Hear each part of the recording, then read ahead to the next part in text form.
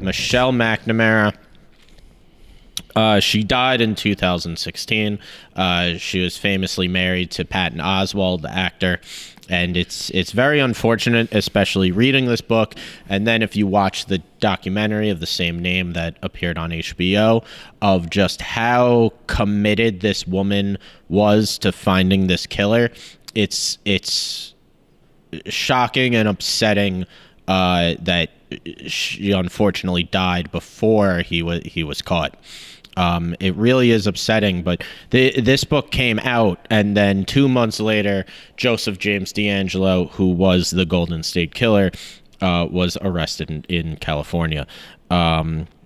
Weirdly enough, in Sacramento, living pretty close to where he committed the majority of his crimes, not the majority of his murders, but the majority of his crimes in Sacramento as the East Area rapist. Yeah, which I don't think is any surprise. I mean, we always talk about the Long Island serial killer as being someone who, is obviously familiar with his territory because of, so, I mean, I think that's generally the case.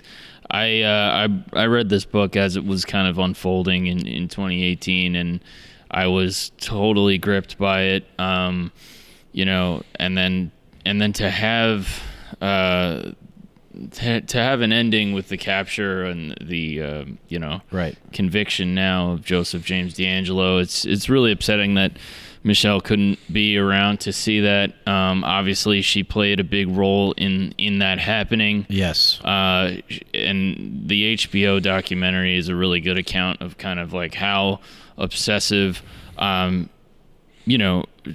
without question, an unhealthy obsession. Right. It doesn't come across as much in the book, but it does very so much come across in the HBO documentary of just how much research she put into this, and how much kind of, if it was not for Michelle McNamara, this guy probably would have gotten away with it. Not gotten away with it. I don't know that I agree with that, and that was kind of one of my, and this is not taking anything away from Michelle McNamara. When I first saw the HBO series, first of all, the book is fantastic. But when I first saw the HBO series, I was a little, I don't know if disappointed might be a little strong, but I was a little taken aback by how Michelle McNamara-centric the documentary is. Right, and we discussed this. I thought it was going to be a little, like for me, if I, God forbid, was a victim of something like this or someone close to me, I would have been a little like, I get it if you maybe want to focus on an episode or two, but, it's about, I was anticipating more about the case. But the one thing that struck me, and I say that I'm not entirely sure that it was Michelle McNamara that led to him being caught, because ultimately it was Paul Holes and the genealogical DNA.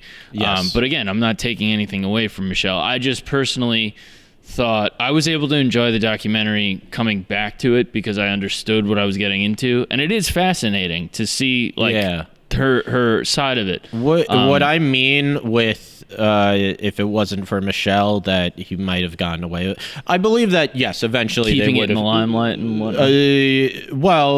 If it wasn't for the fact that, there was this woman, Michelle McNamara, who has this very popular blog called True Crime Documentary, who's keeping it in the public, consciousness that there was this serial killer who has never been caught, and it's almost been 30 years. Who knows how much pressure there would have been, definitely not as much to have this case solved. I believe that, yes, eventually through the same means, through DNA, that he would have been caught. Who knows if Joseph James D'Angelo might have died before they figured it out. That would be very upsetting. I definitely assumed he was dead. I was surprised when they caught him and he was alive. I know that they projected him to be about between 60 and 75, so he obviously could have been alive. I just figured the way that his lifestyle clearly was, I was like, this is not, I don't know. I just would have assumed he was dead, but... Right. So... The book "I'll Be Gone in the Dark" is very much about the crimes, while the documentary, I agree, it's less about It's less about the breaking down the crimes themselves and more about Michelle and her journey and basically like what she was trying to accomplish with this book. It's said in the book and it's said in the show of that Michelle McNamara, when she was very young, one of her neighbors was murdered close by, and they never found out who did it. And that this idea of catching killers and making sure that people know who they are, because she is very important, because she claims that once you put a face to someone, they lose their power.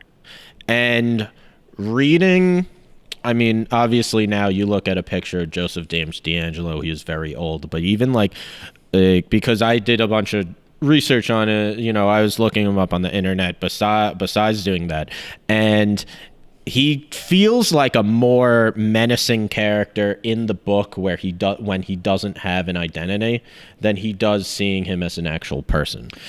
In the book, there's very much this I described it as just like trying to catch smoke with your bare hands when trying to like figure out this guy who we know bits and pieces about, but we don't know the whole story. And it's true of just killers. They lose that fear and that power once you put a face to them, I mean, yes, to a degree. I still find, and Joseph James D'Angelo, he's not terribly old. I think he's 74 or 75. Yeah. Obviously jail and COVID, in jail, I'm sure. I don't know if he had COVID, but I'm just saying, clearly the last few years I hope he has COVID. Clearly the last few years of his life has probably aged him drastically. Yeah. But I don't know, there's still something very menacing about his look. Yeah. He definitely fits the part. It's not one of those like, oh wow, that he does not look like an innocent old man. Right. And it's interesting that they had him under surveillance as they were, I guess, trying to capture his DNA, which is fascinating how they ended up doing that. But, he was caught speeding on his motorcycle. He was caught sort of like lifting objects in his yard or something like that. And then all of a sudden, once he's under investigation, he's this feeble old man. Yeah. So, but he is a fucking sinister looking guy, man. And the idea that he had, and we've seen this throughout history where someone is able to kind of have that double life where they're he wasn't that much of a family man because I guess his family left him. But the point is he did have kids and he was married at a time. And he was the neighbors knew him. It's interesting, the neighbors thought he was like the crazy neighbor. Yeah. Like who would be cursing and yelling and stuff like that. But the fact is he was kind of in plain sight and he worked at like a fucking a hardware store or something like that. I believe he was they had him as a mechanic to like work on their trucks at some hardware store. Fucking crazy.